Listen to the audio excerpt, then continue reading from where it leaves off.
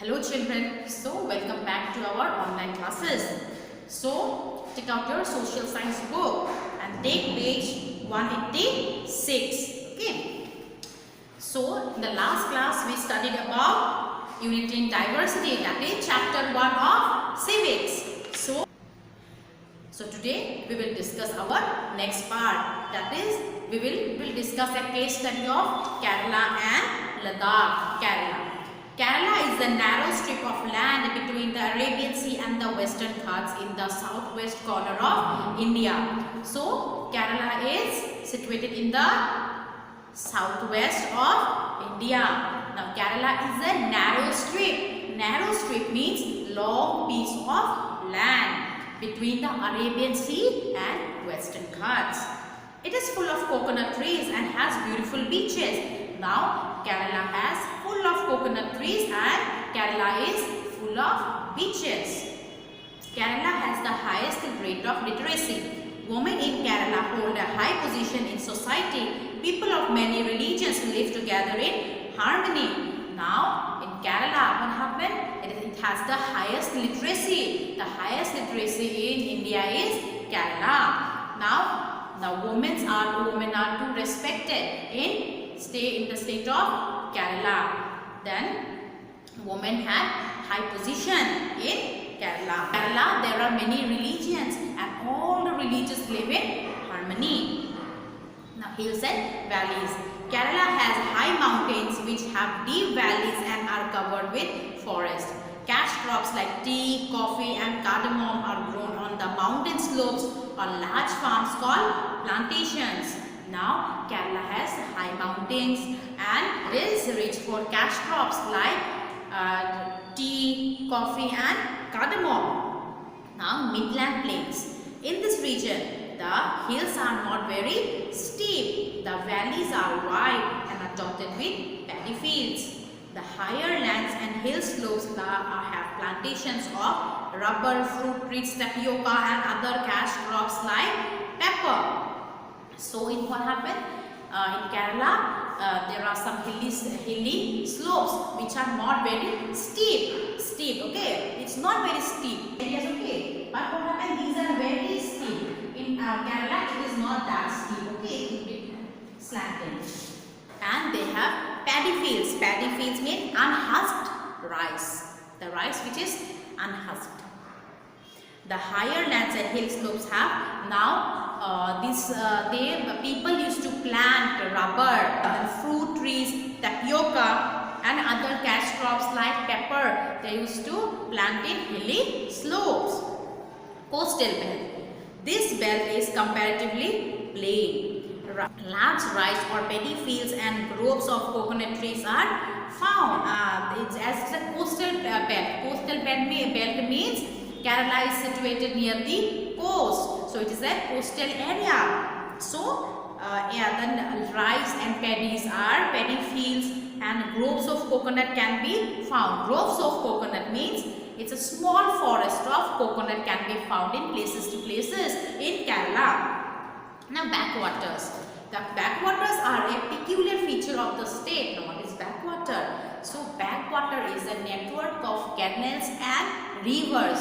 Each river is to connect to one another, and same in the case of canals. Canal is also connected with one canal to another, and these things are called backwaters. So the chief mode of transport in these backwater is boat. Rivers. There are 44 rivers in a state. So in Kerala there are 44 rivers and which begin from the Western Ghats. They are now being harnessed for power generation and irrigation. So these rivers are used for power generating and used for irrigation purposes. The backwaters and the inland waters help in the growth of the coir industry. So the backwaters and the inland waterways, these help in the coir industry. Now what is coir industry? Coir industry means the industry where fibers are changed for making ropes, like the fibers of coconut. Okay, now those fibers are used for making ropes, and those industries are called coir industries. which is the oldest traditional cottage industry in the state of Kerala. Coil is made out of coconut husk and is transported through waterways. After making the ropes, they are transported through waterways. And what is the means of waterways in Kerala? That is a boat. Fishing is the flourishing industry in several parts of the state. Kerala is famous for rosewood and sandalwood carvings.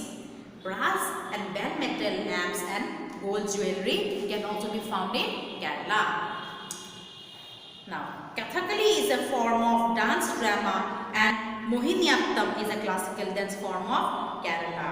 Now, Kathakali is a dance drama in Kerala and Mohiniyattam is a classical dance in Kerala. Kalaripayattu is a famous martial art form in Kerala. Onam is the main festival over there. The snake boat races, you have seen snake boat races. Now in Kerala, many they have boat races, and those boats are called snake boats because these boats are decorated in a, the boats are like a snake. Magnificently decorated snake boats take part in the boat race. The Sabarimala Ayappa temple and the Bhagavati temple at Attukal are famous pilgrim in the centers of Kerala. The variety of life in Kerala can be seen in the religious and secular festivals which form an integral part of its cultural heritage. Now what happened? There are various religions, there are various cultures make Kerala a very unique culturally heritage state. Now coming to Ladakh. So we'll study about the Ladakh. Okay. Now, do you know where is Ladakh? Ladakh is a very cold place. It is situated in the state of Jammu and Kashmir. Now this Ladakh, it consists of two districts. One district is Leh and other is Kargil. Now this Leh and Kargil are surrounded by two mountain ranges, the Karakoram in the north and the Great Himalaya in the south, and they are two parallel chains. These two districts are surrounded by two mountain ranges. Now do you know what is mountain ranges? Mountain ranges, these are the mountain ranges, and suppose this is the mountain ranges. Okay, now suppose this is Karakoram range and this is suppose Great Himalaya. Okay, now this is Great Himalaya, and in that these run parallel to each other, and over there is Leh and Kargil. Okay, now Ladakh is a land of high passes, a resting point for travelers on the Asian trade routes to Central Asia and beyond. Now it is a pass, okay, when people used to take a rest. Okay. Now, stories based on the life of the Buddha are main themes of the traditional theatre of Ladakh. Now, the life of Buddha, okay, the theatres which are conducted in Ladakh, those are mainly based on the life of Buddha. It is an essential part of the Ladakhi heritage. Many villages have a gompas or monastery. So now what is gompas?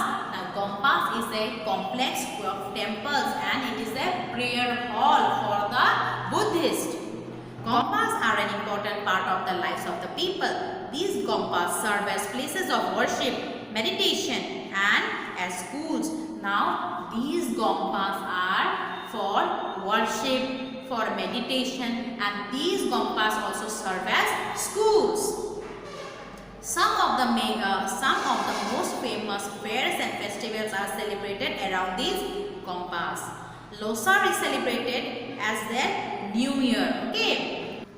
Sheshrupala is celebrated to mark the beginning home of the harvest. Okay. Now Hamish Chesu is the biggest summer festival held in Ladakh. Now Hamish Chesu is the summer festival in Ladakh. Their festival symbolizes the victory of right over wrong, good over evil. So now why they used to celebrate this festival? Because it marks as the defeat of wrong and evil. festivals of the Gompas takes place in winter. Okay, during the winter season, these festivals are held. These take the form of dramas. Now, in that festival, many people used to dance and show dramas. Okay. Lamas dressed in beautiful robes wearing masks to perform there. Now these lamas used to wear the masks, that big masks they used to wear and perform the dramas. Cham, the sacred mask dance is performed on these occasions by monks dressed in brocade robes and masks. Long horns are blown accompanied by timbrels. People come from near and far to see these events. Archery is an ancient sport of Ladakh. Now archery, as we have seen, the traditions, culture, the dance, the dramas, now their main sport is archery. In Leh, it is surrounding villages. Archery festivals are held during summers. Now do you know what is the meaning of archery? Archery means like shooting arrows from the bow. Polo, a game played there, differs in many respects from the international game of polo. Traditionally, almost every major village has a polo ground. So, polo is also being played over there and they also have their own polo ground. Ladakh has a very limited sources of water. Items of daily use such as cooking pots and bowls as well as agricultural implements are supplied by local blacksmith. Okay. Now what happened in Ladakh? The water is very limited. Okay. Now these cooking pots and bowls and all agricultural implements, all agricultural tools. Okay. These are supplied by the blacksmiths. Since products made from fresh milk are important and necessary, each family owns goats, cows, then yak. Okay. Those are called zos. Now their main occupation what? They used to sell milk from cows, goats and yak, and for that purpose they used to keep goats, cows and yaks. Sheep are important in Ladakh because they produce pashmina wool. Now it's very famous pashmina shawl, is not it? Pashmina shawl from Kashmir. It's a very well-known shawl. So from where it comes from? It comes from the wool of Ladakh, that is from Kashmir, and that is why they used to keep sheep to give wool. This wool is sold to traders from Kashmir. Ladakh is home to some rare animals. These include, so Ladakh has many animals. These include mountain goat, the snow leopard, bronze dog, kyang. Kyang means wild horses. And bronze dog means wild yak, and nyan, large horned sheep, masked deer and the Tibetan antelope. So these are some of the animals which we can found in Ladakh. Okay, so we have come to the end of the chapter. So read the whole chapter thoroughly and ask me if you have any questions. So in the next class I shall give you the question answers. Okay, so till then, thank you.